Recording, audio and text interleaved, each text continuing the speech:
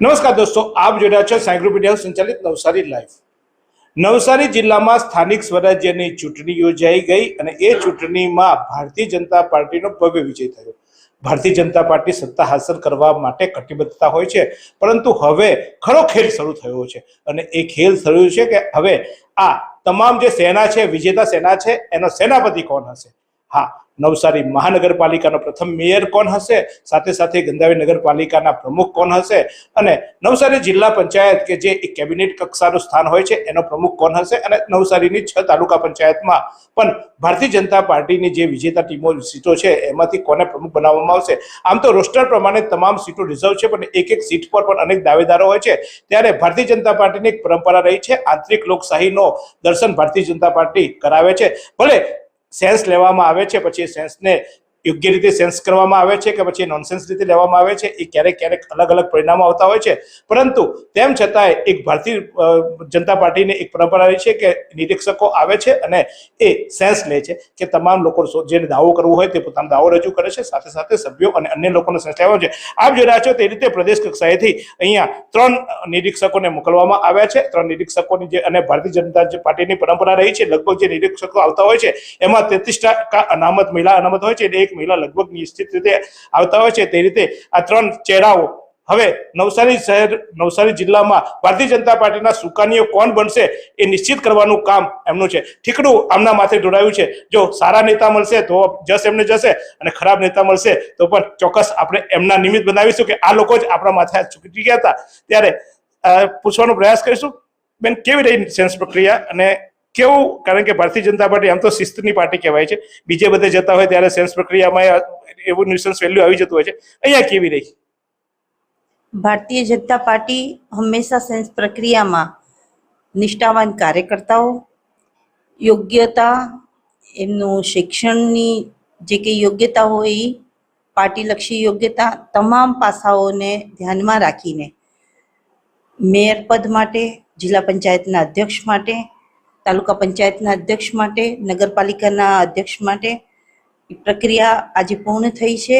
હવે અમારી સંકલન સમિતિ બેસવાની છે અને ત્યારબાદ પાર્લામેન્ટરી બોર્ડમાં અમે આ વિષયોને લઈને જવાના છીએ અને મોવડી મંડળની સમક્ષ અમે આ વાત રજૂ કરવાના છીએ।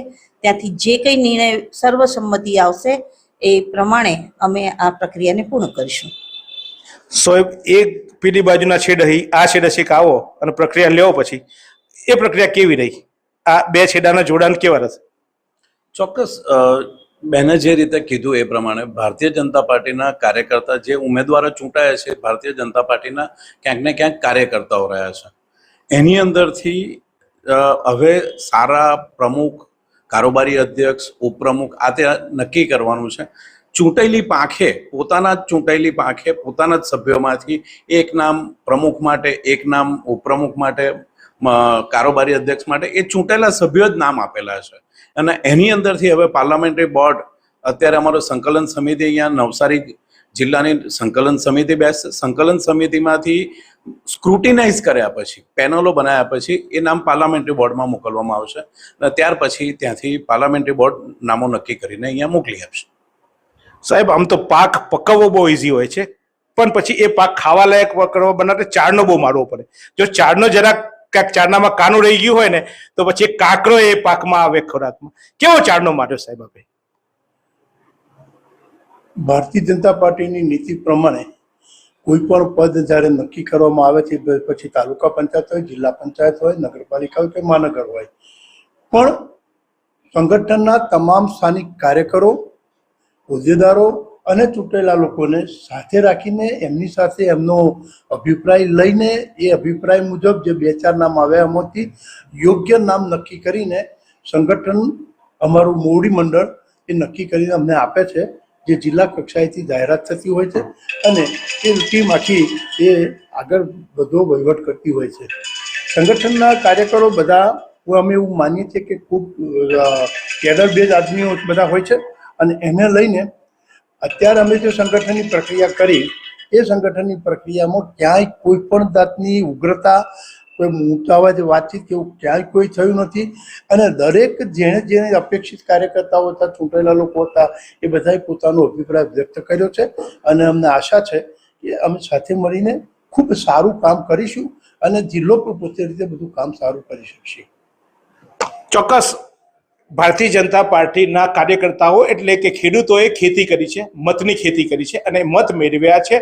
એ મતમાંથી હવે આંબો નીકળે છે કે બાવળ નીકળે છે એ તો જ્યારે પરિણામ આવે, કોણ પ્રમુખ બને ને પ્રમુખ 5 વર્ષ સુધી કેવા કામો કરશે, આમ તો 2.5 વર્ષની મુદત હોય છે હવે મોટા ભાગે, એટલે 2.5 વર્ષમાં કેવા કામ કરશે એ જોવાનું રહ્યું. પરંતુ કહેવાય છે કે માટલું જે ઘડે એ માટલાનો ઘાટ આપનાર કુંભાર હોય છે અને આ 3 કુંભારોએ એ કેવો ઘાટ રચ્યો છે આ ભારતીય જનતા પાર્ટીના નેતૃત્વનો એ જોવાનું રહ્યું. નેતૃત્વનું જે સેરોમિલન છે અને જે જશ છે એ તો જિલ્લા ભાજપ પ્રમુખ ભુરાલાલ શાહને ફારે જ જાય છે, પરંતુ જ્યારે સત્તા સ્થાને બેઠેલા લોકો જ્યારે સત્તામાં કંઈક આગુ પાછું કરે છે તો ચોક્કસ એ સત્તા સ્થાને બેસેલા ભારતીય જનતા પાર્ટીના કાર્યકરો નારાજ થાય છે, એ બદનામ થાય છે. आइसक्रीम हमारे यहाँ रोज चाहिए और वो भी रिफ्रेश के आइसक्रीम मिक्स 5 से ज्यादा वैरायटीज सर्च करो, क्लिक करो, लाइफ को रिफ्रेश કરો. સ્થાનિક સ્વરાજની ચૂંટણીને લઈને જે તાલુકા પંચાયત, જિલ્લા પંચાયત, નગરપાલિકા અને મહાનગરપાલિકા જે હોદ્દેદારોની વરણી કરવાની હોવાથી આજે પ્રદેશ ભારતીય જનતા પાર્ટીમાંથી અમારા 3 નિરીક્ષકશ્રીઓ નવસારી ખાતે આવી પહોંચ્યા છે અને નવસારી જિલ્લામાં આવતી તમામે 6 તાલુકા પંચાયત, જિલ્લા પંચાયત, ગણદેવી નગરપાલિકા અને નવસારી મહાનગરપાલિકા જે ચૂંટાયેલા અમારા પ્રતિનિધિઓ છે એમની સેન્સ પ્રક્રિયા લેવામાં આવી છે. એમને પોતપોતાની રજૂઆતો કરવામાં આવી છે. સેન્સની પ્રક્રિયા પૂર્ણ થઈ છે. હવે પછી જિલ્લા સંકલન, મંડળ સંકલન અને પછી પ્રદેશ ભારતીય જનતા પાર્ટી પાર્લામેન્ટરી બોર્ડમાં આગામી તમામ હોદ્દેદારોની નિમણૂકો પ્રદેશ પાર્લામેન્ટરી બોર્ડ નક્કી કરશે. એ પ્રમાણે આજે અહીંયા કામગીરી પૂરી થઈ છે. ત્યારે આશા રાખીએ કે લોકોએ જે ખુલ્લે ખુલ્લે મત આપ્યો છે ત્યારે લોકોને વિકાસના જે વાયદાઓ કર્યા છે એ વાયદાઓ નિભાવશે. અને જો આ નેતાઓ વાયદા નહીં નિભાવે તો અમે તો બેઠા જ છીએ, જગાડીશું એમને, ઝંઝોડીશું એમની પાસેથી, કહીશું કે તમે માગ્યા હતા મત, અમે તમને મત આપ્યા, અમે સત્તા આપી, હવે કરો અમારા કામ, અને નહીં કરશે તો જંપીને બેસવા પણ નહીં દઈશું. એ પણ જવાબદારી આપણી છે, પ્રજાની છે અને પ્રજાના પ્રતિનિધિ તરીકે મારી પણ છે. તો ચોક્કસ જોતા રહીશું. ફરી એકવાર આવા જ વાતો તમારા સુધી પહોંચાડતી તમારી ચેનલ નવસારી લાઈવને જોતા રહીશું.